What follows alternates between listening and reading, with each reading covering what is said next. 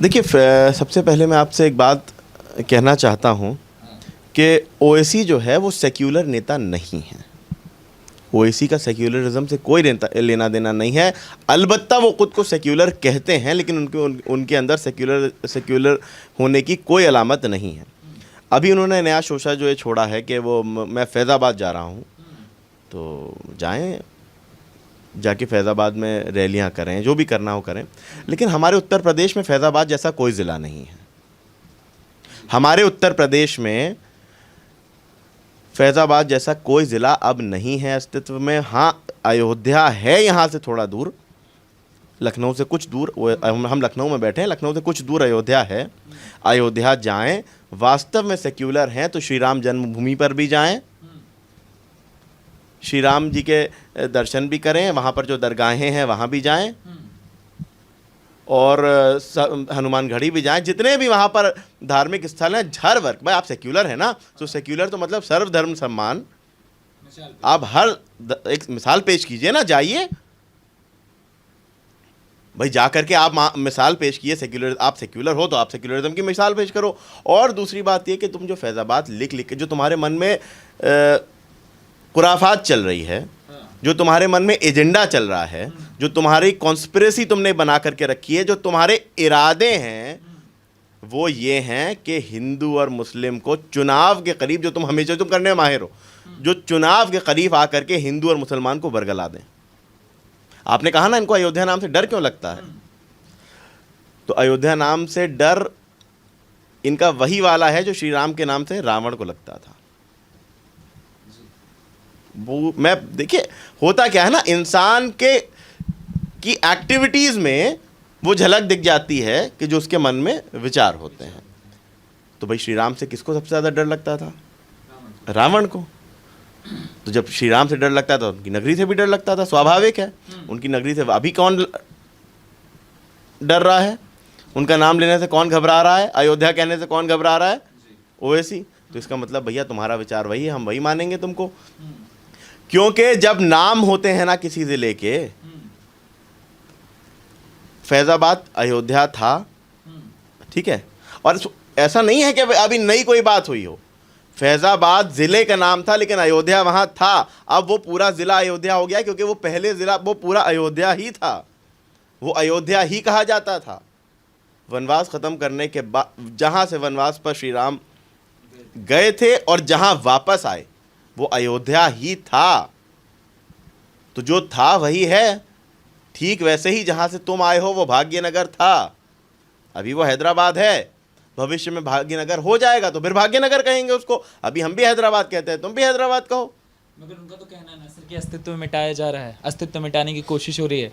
नाम क्यों बदले जा रहे हैं? इतिहास है वो, तो उनका कहना है इतिहास बदला जा रहा है भाई अरे यार, क्या सारा अस्तित्व नामों में टिका है?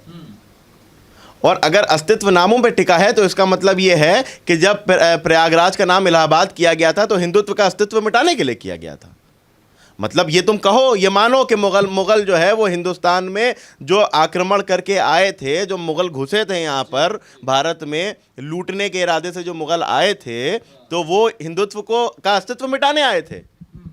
तो इसका मतलब यह है कि फिर राम जन्मभूमि पर मंदिर तोड़ के मस्जिद भी बनाया गया। तुम खुद ही तो मान रहे हो ये। हम तो मान चुके, सुप्रीम कोर्ट भी कह चुका, हमने मान लिया। तुम ही कहते हो कि हम तो वहां मानेंगे मस्जिद थी।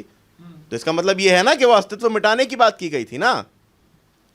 तो जिसकी दाढ़ी में तिनका होता है, तुम्हारे मन में जो बात थी वो तुम्हारे जबान पे आ गई। हम तो ये मानते हैं कि नामों में अस्तित्व मत ढूंढो, कामों में अस्तित्व ढूंढो। मुसलमानों का अस्तित्व बचाना है तो मुसलमानों को की पढ़ाई पर ध्यान दो, उनकी एजुकेशन पर, उनकी हेल्थ फैसिलिटीज़ पर, उनके रहन सहन पर, उनके विचारों पर उनका ब्रेन वॉश मत होने दो।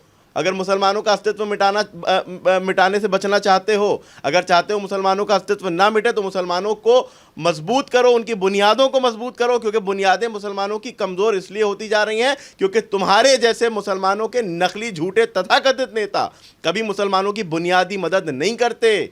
वो सिर्फ आज भी 70 साल बाद भी तुम वोट मांगोगे तो इस्लाम के ही नाम पे मांगोगे मुसलमानों से। दिखा दो अपना कोई बयान ये कहा होगा कि हम मुसलमानों को अच्छी एजुकेशन देंगे, हमें वोट दो। नहीं, डिप्टी सीएम देंगे। हाँ बिल्कुल। अरे भैया, डिप्यूटी सीएम, सुनिए, उत्तर प्रदेश का एक बड़ा सौभाग्य है, मैं आपको बताऊं। उत्तर प्रदेश का सौभाग्य ये है कि यहाँ योगी आदित्यनाथ जैसा मुख्यमंत्री है, तो डॉक्टर दिनेश शर्मा जैसा उप मुख्यमंत्री है। तुम्हें ओएसी, तुम्हें क्या पता दिनेश शर्मा की मैं क्या बात तुमको पता, उनकी मैं क्या तारीफ अपने मुंह से करूं। दिनेश शर्मा एक ऐसे, तुमको जितना मुसलमान वोट नहीं मिलता होगा उतना दिनेश शर्मा को मिलता है। उत्तर प्रदेश के जो उप मुख्यमंत्री हैं, जिनके हाथ में शिक्षा की कमान है, जितना मुसलमानों की शिक्षा के लिए डॉक्टर दिनेश शर्मा ने काम किया है, उतना तुम अपनी 7 पीढ़ियां जोड़ लो नहीं किया होगा किसी ने। वही देंगे, क्यों? क्योंकि वही तो देते हैं ये शिक्षा। नरेंद्र मोदी ही नहीं तो कहा है कि मुसलमान के एक हाथ में लैपटॉप तो दूसरे हाथ में कुरान देखना चाहते हैं। तुमने क्या कहा? अयोध्या फैजाबाद, इलाहाबाद प्रयागराज, अलीगढ़ हरिगढ़। तुम तो यहीं पर मुसलमानों को उलझा देते हो ना भाई। जब तुम मुसलमानों की तारीख से वाकिफ होगे, तुम मुसलमानों के इतिहास से वाकिफ होगे, तुम मंच पे खड़े होकर के मुसलमानों के इतिहास की बातें करते हो। तुम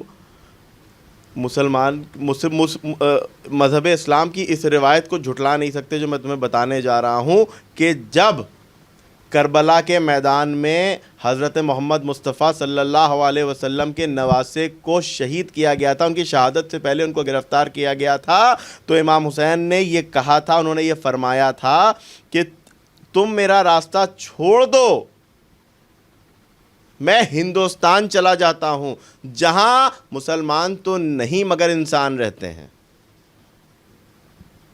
तो जब इमाम हुसैन ने हिंदुस्तान आने की ख्वाहिश जताई थी, अगर वो हिंदुस्तान आ जाते, इमाम हुसैन हिंदुस्तान आते, उनको हिंदुस्तान आने दिया जाता, तो वो उसी हिंदुस्तान आते जहां अयोध्या थी, जहां प्रयागराज था, जहां भाग्यनगर था। तो जब नबी के नवासे को हिंदुस्तान आने से कोई जो है वो समस्या नहीं थी, जब इमाम हुसैन अलैहिस्सलाम ने कहा था कि हम हिंदुस्तान आना चाहते हैं, तो हम इमाम हुसैन के बताई हुई रास्ते पर चलने वाले लोग हैं। हम हज़रत मोहम्मद मुस्तफ़ा सल्लल्लाहु अलैहि वसल्लम की उम्मत हैं, हम उनके बताए हुए रास्ते पर चलने वाले लोग हैं। हमें मुग़लई तरीक़ों में घुसड़ने की कोशिश मत करना। तो क्या मुग़लई सब चीज़ें नहीं मानते थे क्या? ये जो चल रहा है ये मुग़ल को मानते? देखिए, ऐसा है ना, मुग़ल जो थे वो भारत किस इरादे से आए थे ये सब जानते हैं। मुग़ल जो आए थे, जो भारत, जो बाबर और इस तरह के जो भी शासक आए थे, वो आए थे भारत में लूट के इरादे से, ठीक उसी इरादे से जिस इरादे से भारत में अंग्रेज़ आए थे। तो ये जो कहते हैं ना कि वो साहब हमने भी अंग्रेज़ों को भगाने में पूरी मदद की, तो ठीक है, मदद की होगी, वो हम ये नहीं कह रहे कि मदद नहीं की, लेकिन मसला ये है कि आप भी आए थे। वो बात अलग है कि ये हिंदुस्तान की सभ्यता है, ये हिंदुस्तान का जो है वो यूं कहें कि नेचर है, ये हिंदुस्तान की परंपरा है, ये हिंदुस्तान की मोहब्बत है कि बाहें फैला करके स्वागत करता है, वासुदेव कुटुंबकम पर अमल करता है कि पूरा विश्व ही हमारा परिवार है। मगर सर, जो अभी हो रहा है, आप सरकार का पक्ष ले रहे हैं, आप कह रहे हैं सरकार सही है, उन्होंने जो नाम बदला सही बदला, मगर जो अभी मथुरा में हुआ है उसका क्या? उसको भी तो कहा जा रहा है, और सीधा जाके योगी आदित्यनाथ बोल देते हैं कि आज से मांस मदिरा अब नहीं होगा मथुरा में, तो उस पर भी तो सवालिया निशान सोशल मीडिया पर उठने चालू हो जाते हैं कि ये क्या किया जा रहा है, एक धर्म संप्रदाय के साथ छेड़छाड़ की जा रही है, उन्हें परेशान किया जा रहा है। मज़हब इस्लाम में शराब पीना जायज़ है या नहीं?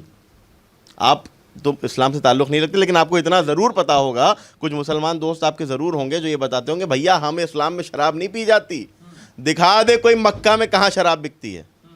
क्यों? क्योंकि मज़हब इस्लाम में शराब मना है, और मक्का जो है वो मज़हब इस्लाम का सबसे पवित्र स्थान है, वहाँ पर शराब प्रतिबंधित है।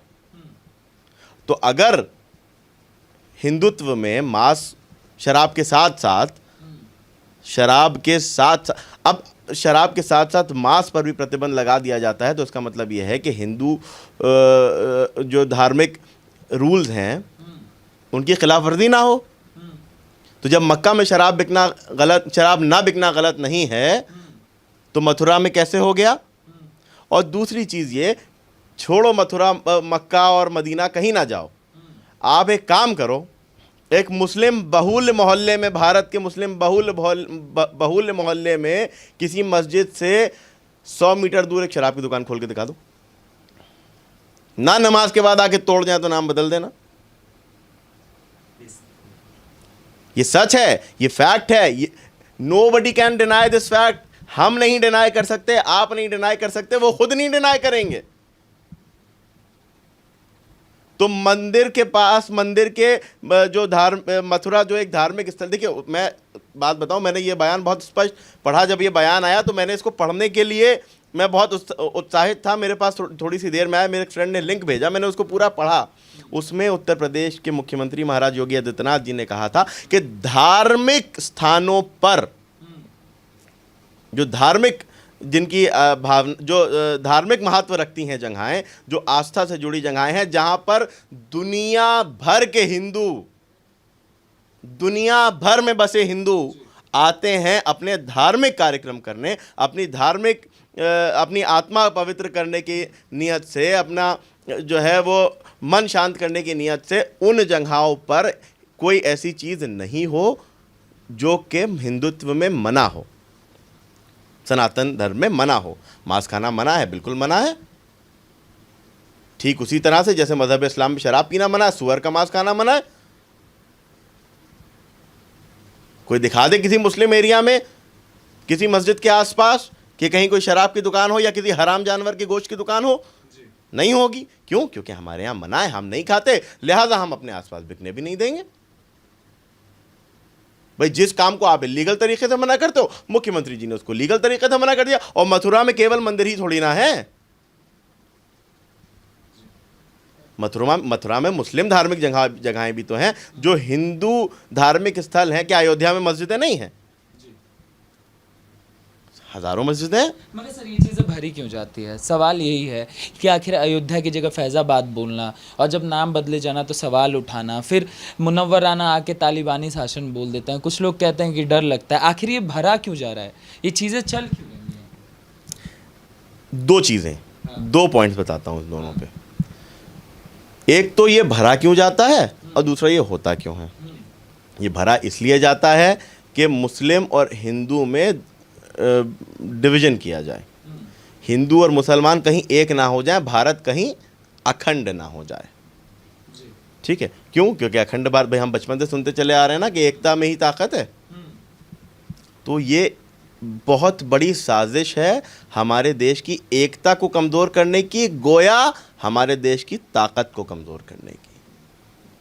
तुम देश से मोहब्बत करते हो, तुम देश की एकता की बात करते हो, तुम सेक्युलर होने का दावा करते हो, बाबा साहब अंबेडकर का फ़ोटो चिपकाते हो पोस्टर पे अपने, और तुम देश को कमज़ोर करने की बात कर रहे हो। तुम कहते कि नहीं, हम सब हिंदू मुसलमान सब एक हैं। हमें भारतीय होकर के सोचना चाहिए। किसी भी देश आप जाइएगा ना, दुनिया के किसी भी देश जाइएगा, या तक कि किसी इस्लामिक मुल्क जाइएगा, गोया हज करने जाइएगा, तो आप मुसलमान से नहीं पहचाने जाइएगा, शिया और सुन्नी से नहीं पहचाने जाइएगा। आपकी पहचान आपके देश का पासपोर्ट होगा, आपके काफ़िले की पहचान, आगे आपका काफ़िला सालार जो तिरंगा झंडा लेकर के चल रहा होगा ना, वो होगा। उसको मजबूत करने की बात करते हैं तो हम तुम्हें सेक्युलर मानते, हम तो तुम पे ये आरोप लगाएंगे।